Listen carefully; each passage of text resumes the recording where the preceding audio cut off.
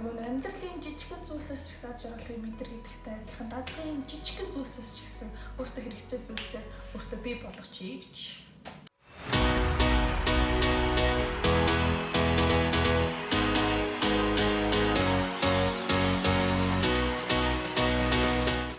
Сайн байцгаана уу та бүхэнд энэ өдөр мэндийг хүргэе. Намайг Оюка гэдэг анхны оюутан. Өнөөдөр би анхны оюутнуудад дадлах гарахад эсвэл одоо жижүүрт хоноход юунд дээр анхаарах хэрэгтэй байдаг, юу хэрэг болдог талаар бичлэг бэлтгэх хүргэх гэж байна. Тэгээд энэ сэдвийн хүрээнд ярих зүйлсээ 3 үндсэн бүлэгт боосон байгаа. Ингээ бүгдээрээ эхэлцгээе. Нэгдэх бүлэг энерги нөх гэсэн нэртэй байгаа.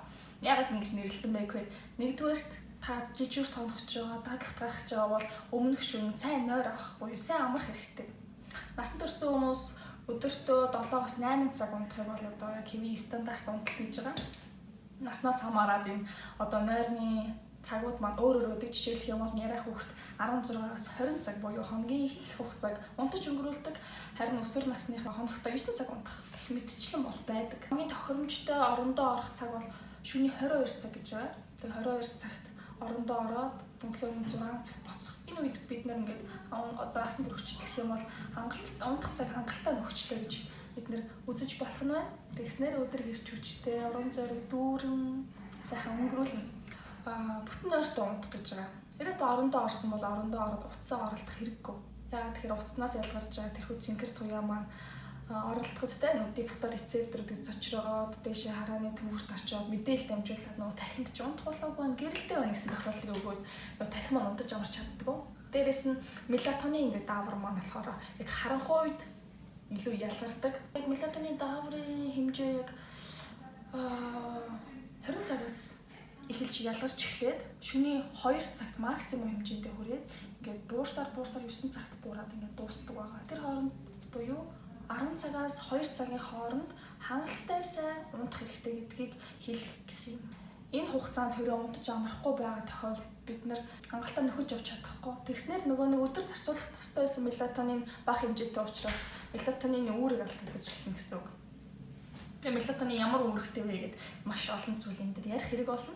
Тэгэхээр энийг дараа үргэлжлүүлэх ярьцгаая. Хоёр дахь хэсэг буюу хангалттай хэмжээний илчлэг авч байгаа юу? Өглөөний хоолой, өдрийн хоолой, оройн хоолой заавал идэрээ тэр тус өглөөний цайг заавал уух хэрэгтэй байдаг. Мэдээж бид нэр маш их иши тийшээ одоо бас алхах шаардлага биднэрт гарна. Бид нар энерги зарцуулж байгаа. Тийм учраас энерги нөхцөн байх хэрэгтэй, дээрээс нөхөх хэрэгтэй. Тийм учраас хоолыг битгий орхигдуулаарай гэдгийг бол хэлмээр байна. Хоёр дахь хэсэгтээ бидний бэлтгэл үе шат гэсэн нэртэй. Бид та бүхэн нэрнээс нь ойлгож байгаа бах биднэрт месийн хувцас, халаад, гутал, за мөн чаг нуур, даралтны аппарат хэрэгтэй. Мэдээж та оныхоо оюутан хүн үзэж тэмдэглэн сонирхолтой кейс гарна. Тэрийг тэмдэглэхийн тулд биднэрт халаас нь жижиг дэвтэр байвал зүгээр. Эсвэл ингээд нөгөө нэг норм үзүүлэлт дээр бичсэн яг хэрэгтэй мэдээллүүдээ бичиж тэмдэглэдэг дэвтэртэйгээ цуг явж байвал илүү амар байдаг. За тэгээ мэдээж баал маш олон хүмүүс маш адилхан балтай байдаг. Тийм учраас баал алхуулах, болоогийн хэвдүүлэх тохиол гарна л та. Тийм учраас зүгээр балан дээр бас өөрхөн тэмдэглэгээ ингээд лакинтрээр тэмдэглээд өгвөл бас амар байдаг.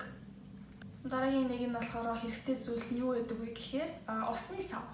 Мэдээж хүний биеийн одоо 60-65% нь бол ус байгаа. Тийм учраас бид нар авж байгаа усны хэмжээ, гарч байгаа усны хэмжээ хоёроо мөн балансын түвшинд байлгаж яаж бидний бие махбодыг дотоод тогтолцоо бас тэмцвэртэй байдалтай байна.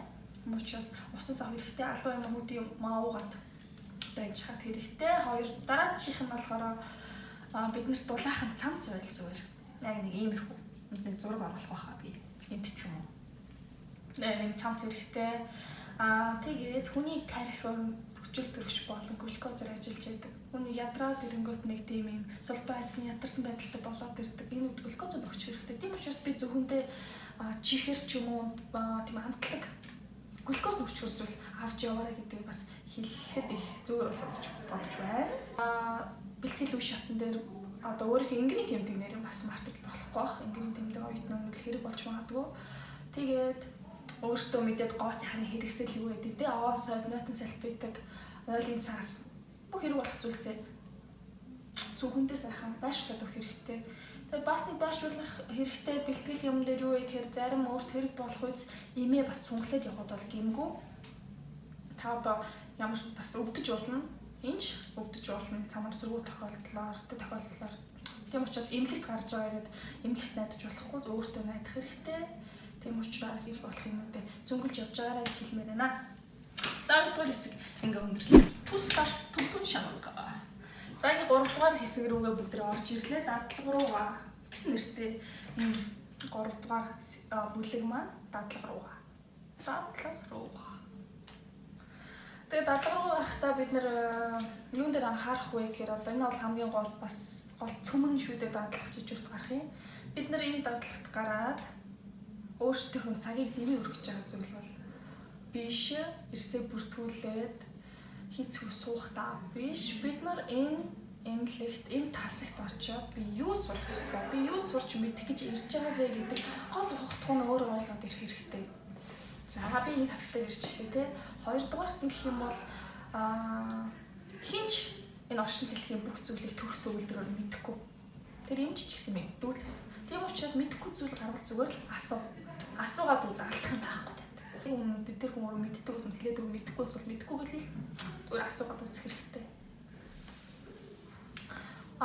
Тэгээ 3 дугаарт нь мэдээж нөгөө нэг энэ бол нэхэндээ орох хэрэгтэй байсан махалтай харилцаа хамтлагийн асуудал сайхан минь тустай байждаг. Тэгээ ингээд зөв хоолойгоор ярьцдаг. Тэгээ бүтээлч байх гэдэг зүйлсүүд бол дадлага дээр маш түрхэн харагддаг. Тэгээд аль болох идэвхтэй оюутан байх юм бол ер нь эмнэлгийн ажилчид хүмүүст их таалагддаг.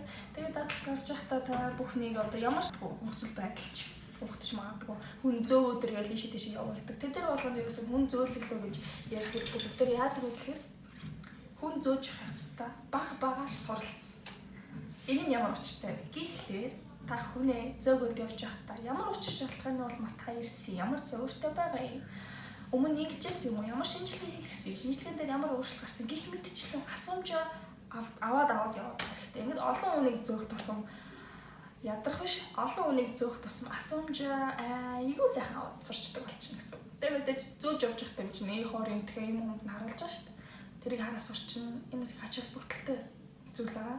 Тэр нөгөө амьдралын жижигхэн зүйлсээс ч гэсэн ажиглахыг мэдэр гэдэгтэй адилхан дадлагын жижигхэн зүйлсээс ч гэсэн өөртөө хэрэгцээ зүйлсээ өөртөө бий болгочихъя гэж.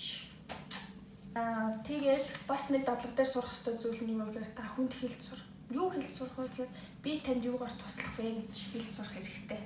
Тэгээд юм болгон сэтгэлээсээ хад би танд юугаар туслах вэ гэж хэлээ сурчих хэрэгтэй. Олон тэгээд ер нь зүйлс гарна, ер нь амьдрал маш олон эмнэлгүүдээр явна л да. Эмнэлэг болгонд гарах нөхцөл байдал өөрөө нөхцөл байдалтай тааруулах хэрэгтэй. Ямар ч байсан бие сайхан зүг аваад яваад хүмүүст өөрөө зүг ойлгуулах нь хамгийн бас чухал алхмуудын нэг байгаа.